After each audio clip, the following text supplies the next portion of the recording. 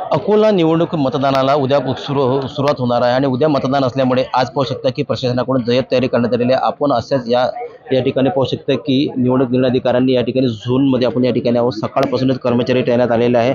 उद्याला महानगरपालिका निवडणुकीसाठी अकोल्यात निवडणूक प्रशासनाने जय्यत तयारी करण्यात आलेली आहे आणि 6 झोन कार्यालयातून प्रत्येक मतदान केंद्रावर मतपेट्या रवाना होणार आहे।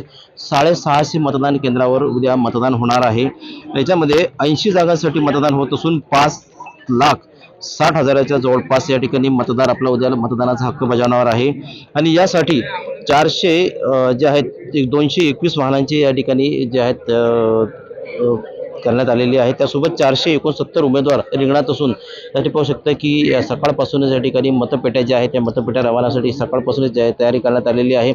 कर्मचारी जे आहेत सकाळपासून या ठिकाणी आपल्याला ठिकाणी पाहायला मिळत आहे आणि उद्याला जे आहे उद्याला मतदान जे आहे ते होणार आहे आणि आज जी प्रशासन तयारी करण्यात आली आणि थोड्या वेळातच या मतपेट्या आता या मतदान केंद्रावर रवाना होणार आहे। गणेश सोनवणे, TV9 मराठी, अकोला।